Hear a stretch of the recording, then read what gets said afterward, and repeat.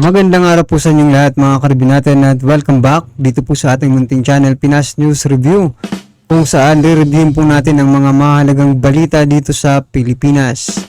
Mga simpleng komento sa mga issue dito sa Pinas. At ito nga mga karibin natin, kapapasok lang. Grabe, nagkasagutan walang kawala Senator Tulfo. Nabigla sa matinding pasabog ni Senator Pia Cayetano. Yan po ang ating alamin mula po rito kay News PH. Yan, nasa description po ang full video link ng balitang ito. Subscribe na po kayo kay News PH. At kung bago ka pa lang at di pa po nakapag-subscribe sa ating munting channel, please don't forget to subscribe at i-click na rin po ang bell notification para updated ka po sa lahat ng na-uploads nating reaction video. At ito na nga, bago po natin simulan ang panoorin at bigyan ng reaksyon ang balitang ito, ito po, basahin po natin yung ilan po sa mga naging komento patungkol po sa balitang ito. Alright? Ito po mga karibin natin, 0 votes sa lahat ng Tulfo Brothers not anymore. Nako. Sir, saludo kami sa iyo sa pinagtanggol mo ang taong bayan, Duterte kami. Pera lang naman ang alam niyan. Tingnan mo programa niya, kung di naman pagkakakitaan, hindi nilang pinapansin. O yun, napansin na nga po ng mga taong bayan, no? Yung programa sa radyo ni Senator Raffy Tulfo, yung sa YouTube, no? Tama po kasi kung yung mga nagte-trending lang po, yung kanyang pinapalabas, binabalita. Gaya po ng kay Boy Tapang at Cherry White. Di ba? Yan, kikita po sila ng malaki dyan. Kasi di ba mga ano yan mga sikat yan O, ito pa. Wala na yan, Tulfo, nasira na tiwala ng tao dahil dyan sa nangyari sa PCSO. Wala ka na. Expose ka na, Tulfo. Yan lahat. Lahat kayo ay mambabatas. Sana wag kayo padalos-dalos ng desisyon. Try to make patas. Para lahat maka-avail. Nako. Tama naman, di ba? Kasi nandyan po sila sa mga posisyon nila dahil po sa taong bayan.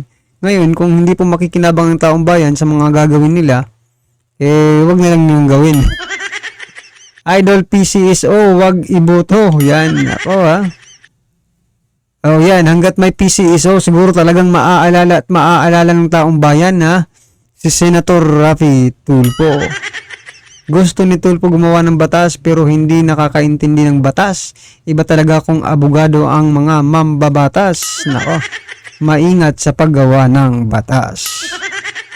Diba? Vlogger lang po kasi si Tulfo, kaya ang maigiit niya, akala niya ay siya na ang tama. So yun basa pa tayo ng ilan. Tama, kaya ang dapat abogado talaga ang mambabatas natin, pero kahit hindi abogado, pero dapat may awareness sa paggamit ng terms kasi batas kasi ang gustong gagawin. In aid of legislation, puro kayo imbestiga in aid of legislation, pero wala naman pong napapala ang taong bayan. Kasi wala namang nagagawang batas. Isa na lang po mga karibin natin. Ano ba ang Tulfo nyo? Nagmamarunong lang yan. Yan po. So ito mga karibin natin, panoorin po natin ang kabuuan ng balitang ito, no? Para at least malaman po natin kung bakit ganun po ang naging komento. Ito po. Mga siman. Hindi na po natin iisa-isahin yung laman. Yung mga pinagtalunan na lang po. Una nilang pinagtalunan. Okay. Una nilang pinagtalunan yung pong domicile at saka yung permanent, yung residence, no? Question kasi ni Pia Cayetano. Ako mismo, alam niyo sa totoo lang, talagang hindi mo malalaman yan pag hindi ka naman nag-research, di ba? Ako mismo, no? Ano nga ba pagkakaiba ng domicile tsaka residence? Kung matatandaan po nyo dito sa Pilipinas, sinasabi ni Pia Cayetano na sa context ng Pilipinas, magkaiba po yung domicile tsaka yung residence. Kaya dapat sa batas na ginagawa natin, parang sinasabi ni Tulfo, naiinip siya automatic na yun yung pakahulugan natin. Ay, hindi po. Kasi nakalagay doon sa batas ni Tulfo, once na merong quarantine o once na nagkaroon ng pandemic, halimbawa, tapos na quarantine yung mga seaman, gagastusin ng gagastusan ng gobyerno yung seaman mula quarantine hanggang makauwi siya sa kanyang domicile. Okay, di ba? Okay. Ngayon, kaya kino-question ni Senator Pia Cayetano. Magkaiba po kasi yung domicile at residence dito sa Pilipinas. Totoo po yan. Nagagalit si Tulfo, nagagalit. Parang pareho lang. Ang pagkakaunawa niya pareho lang. Ayan po. Kaya nga kaya iba talaga yung senador eh. Pag wala kang tiyaga, mamamali ka sa pagbabatas. Bakit po? Okay. Pag sinabi pa ng domicile, siyempre nag-research na rin ako. Wala naman ako researcher eh. No? Hindi po ako senador na may budget para sa mga researcher. Pag sinabi pong domicile, sila may researcher na. May researcher na sila, hindi pa nila maunawaan yung batas nila. Ako, inunawa ko kung bakit nire-raise ni Senator Pia yun. Ganito po yung dahilan para po maunawaan natin. Domicile pala, kaya tayo sa Pilipinas, meron tayong residence, permanent home residence. Di ba lahat ng ina-apply natin, dalawa, nabubisit na nga tayo. Pareho lang to eh, di ba? May iba po palang kahulugan yan. Karamihan po kasi sa atin, meron tayong mga provincial at yun yung tinatawag nating home address. Permanent home address. Iba po yung address po natin. Halimbawa, meron po tayong nagtatrabaho po tayo dito sa Pilipinas, sa Maynila. Yung residence natin, yun saan tayo nakatira rito. Yung permanent home address natin doon, ano po yung domicile? Yun doon po sa probinsya. Meron pong dalawang para matawag na domicile yung bahay mo. Yung domicile, doon mo intensyon na pagkatapos ng lahat, doon mo intensyon na tumira. Kaya technical po yun eh. Very technical siya eh. Yung isa naman, yung residence, pwede pong hindi domicile yan. Kasi kaya ka nakatira dyan dahil may limit yung pagtira mo kung wala nang silbi yung hindi ka dyan maninirahan pang habang buhay dahil parang pansamantala lang yan yung paninirahan mo dyan. Ano kasi nila pinagtatalunan nila kung ganun ba dong? Nakalagay doon sa batas ni Tulfo na ginawa, sasagutin ng gobyerno gastos ng seaman mula pag-quarantine hanggang makauwi siya sa kanyang domicile. Bakit nga may diferensya yun, Badong? Ang kulit mo naman, Badong. Anong diferensya nun? Ang diferensya po nun, paano kung hindi siya sa domicile niya umuwi? Sasagutin pa rin? Di ba tayong kung may bahay siya rito, alimbawa ako, BGC. Nakatira ako ngayon, residence ko, BGC. For ilang buwan ako rito. Halimbawa dito ako umuwi. Hindi pa ako umuwi sa Bulacan. Yun ang akin domicile. Sagot pa rin ng gobyerno. Kung 3 taon ako nakatira rito sa residente ko, tapos na yung pandemya, sagot pa rin ng gobyerno yung ginagastos ko araw-araw. Kasi hindi pa ako nakauwi sa bahay. Yun po yung pagkakaiba nun. No? Kaya gusto ni Pia Cayetano yung sagutin lang ng gobyerno, yung hanggang quarantine lang, hanggang makauwi. Magkaiba po yung makauwi sa domicile at makauwi sa bahay. Kung nakauwi ka sa bahay, makinig ka kasi siyang Lina. Hindi mo naunawaan sinasabi ko eh. Tama yan. Pag makauwi ka na sa bahay, kahit hindi yan yung domicile mo, sa bagay hindi niya maintindihan eh. No, hindi niya maintindihan yung domicile tsaka kayo po naintindihan niyo naman, no, yung majority. Naintindihan niya, 'di ba? Si Siyang Lina lang hindi nakakaintindi. Alam niyo kung hindi kayo makaintindi, itikon niyo bibig niyo para mo ka naintindihan niyo. Tatango-tango kayo. 'Di ba ganyan sa ganun-ganun lang para hindi mahirap. O yun yung una nila. Mahirap po yun. Kasi nakaletra sa batas yun eh. Pag sinabi sa batas na hanggang makauwi ka sa domicile mo, sagot ka ng gobyerno. Puta kung may bahay yan sa Maynila, ang domicile niya yung balak niyang manirahan ng permanente pag natapos na lahat ng trabaho niya. Kaya yung seaman na nakatira sa Ilocos, may bahay dito sa BGC. Pero hindi niya balak dito magtagal.